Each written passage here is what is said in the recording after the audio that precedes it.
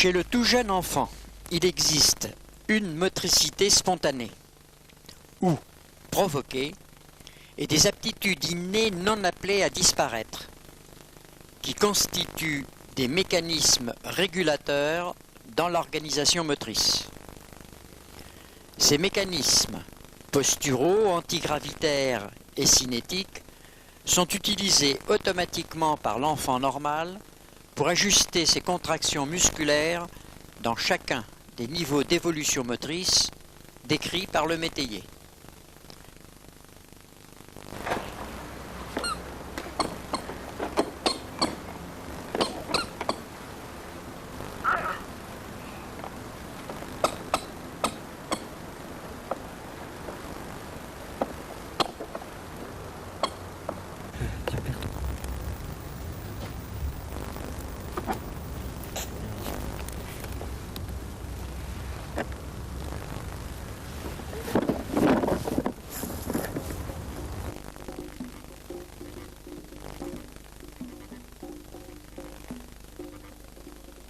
Les acquisitions progressives de réactions de soutien postural, de maintien postural au niveau de la tête et des membres, puis des réactions d'équilibration vont permettre à l'enfant de prendre, de passer et d'utiliser des niveaux moteurs à des âges où elle peut être atteinte et la motricité fonctionnelle plus ou moins hypothéquée. Le guidage permet de développer un certain nombre de réactions démontrées ici sur un sujet non pathologique. Les réactions de soutien apparaissent lorsque le corps est en appui.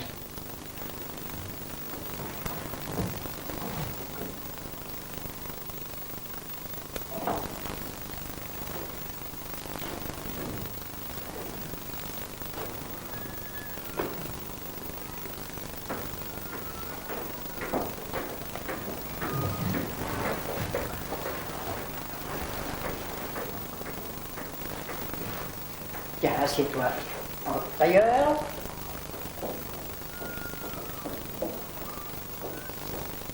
Ne me tiens pas la main.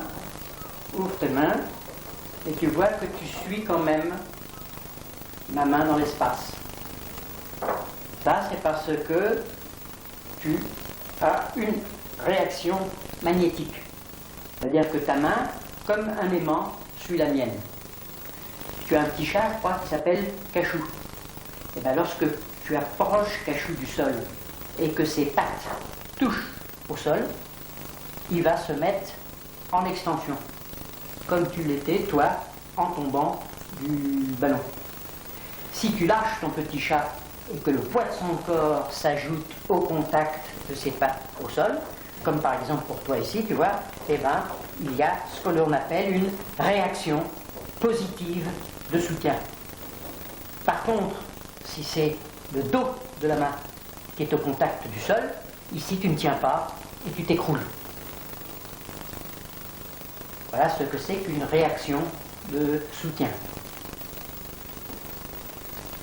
Les réactions de maintien interviennent lorsque la tête ou les membres sont maintenus dans une position donnée.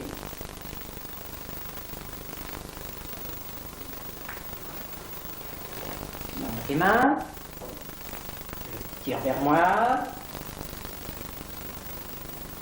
Voilà, tu restes dans cette position. Céline utilise là une réaction de maintien, position de la tête par rapport à son tronc et position des membres sup stabilisés dans l'espace. Tu peux redescendre.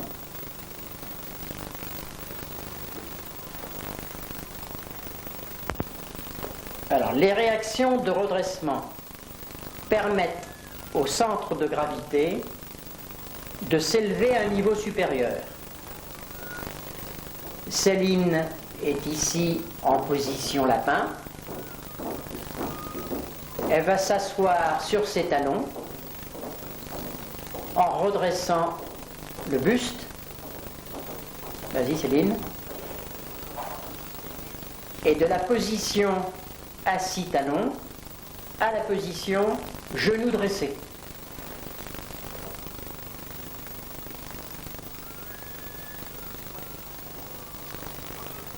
Les réactions d'équilibration s'opposent à l'effet de la gravité et à la chute.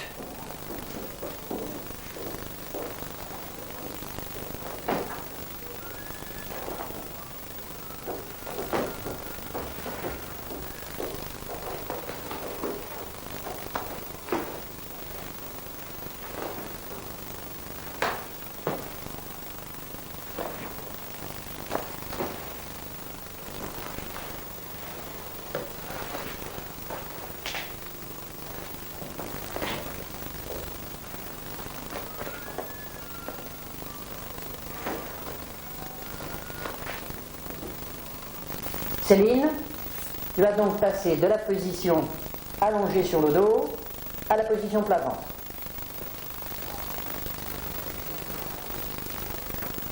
Dans cette position, tu te mets en appui sur tes coudes. Tu es dans la position zone 3.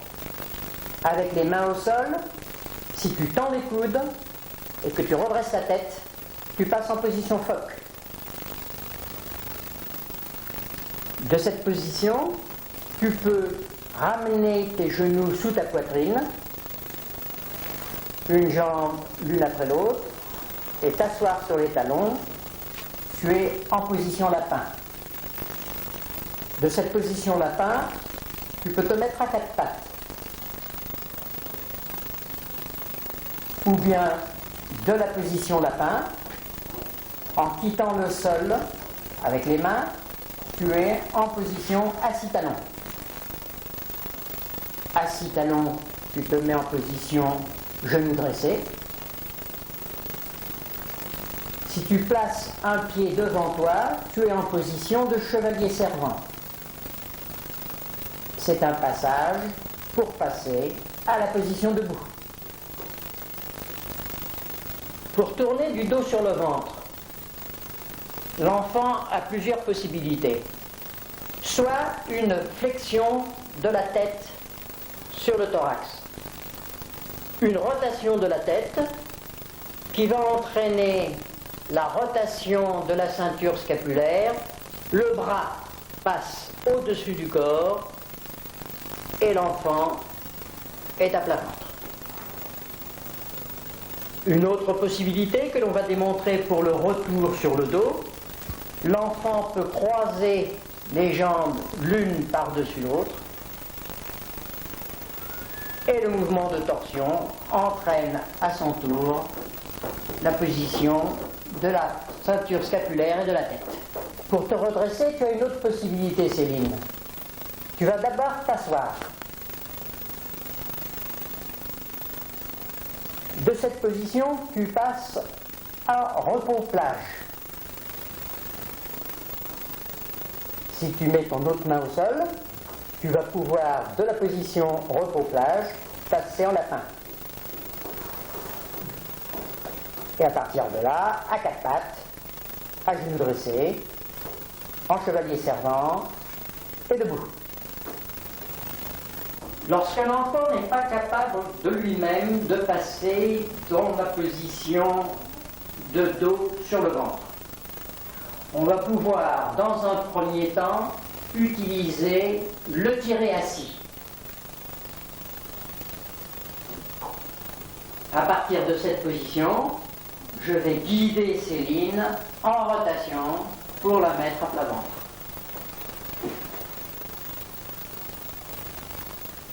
On recommence.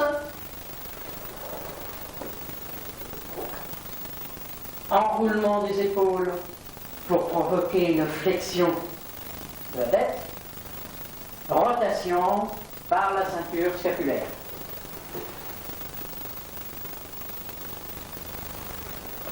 Autre possibilité, on utilisera à ce moment-là les membres inférieurs, une traction dans l'axe, une jambe passée au-dessus de l'autre, et Céline est amenée en position plat ventre par une rotation à partir des pieds. Mouvement inverse pour la remettre sur le dos. Une autre possibilité est donnée par l'utilisation de la nuque. Traction de la nuque dans le prolongement du tronc et ensuite rotation entraînant Céline à plat ventre. Céline est ici en zone 2. Une extension de la tête peut provoquer sa mise en position de zone 3. La flexion de la tête va diminuer le tonus des membres antérieurs. Elle revient à la position de zone 2. Extension de la nuque vont être en zone 3. Flexion de la tête. Je peux maintenant solliciter ses réactions défensives et la mettre en zone 3 en lui faisant des réactions nociceptives. De cette position zone 3, on peut amener l'enfant en position de phoque. En position de phoque, il faut veiller à ce que ne soit pas en réaction négative de soutien, donc les paumes des mains bien à plat. En cas de nécessité, les deux mains peuvent être bloquées au sol. Une extension de la tête peut permettre le passage en appui, coude tendu.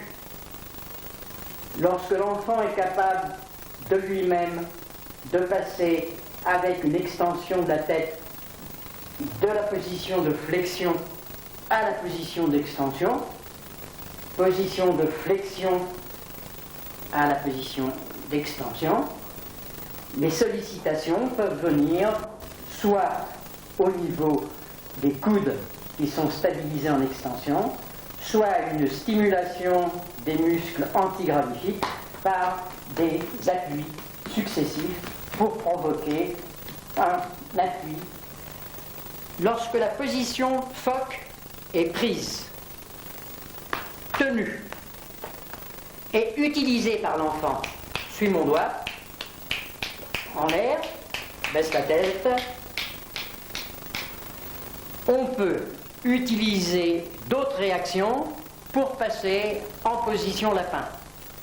C'est ainsi que je vais utiliser chez Céline la réaction de bascule. En la penchant du côté opposé à la jambe que je veux fléchir, j'obtiens une réaction de flexion. Je peux augmenter cette réaction de flexion en stimulant les fléchisseurs de hanche, les droits antérieurs. S'il y a nécessité, bloquer le genou de l'enfant et utiliser maintenant la réaction inverse, c'est-à-dire la mettre en charge par une bascule du côté de la jambe d'appui. Je peux également utiliser, pour passer de la position phoque à la position lapin, les mouvements de la tête. Une rotation de la tête du côté opposé va permettre la flexion, diminution du tonus du côté du crâne. Lorsque je ramène la tête, c'est-à-dire la mâchoire vers le côté, je provoque une extension, c'est-à-dire un tonus renforcé du côté de l'appui, et une traction me permet d'obtenir la position lapin. Pour obtenir maintenant la mise en charge en position quadrupédique, c'est la flexion de la tête qui entraîne l'extension du membre inférieur, de même que l'extension de la tête provoque une extension du membre antérieur et une flexion sur les talons.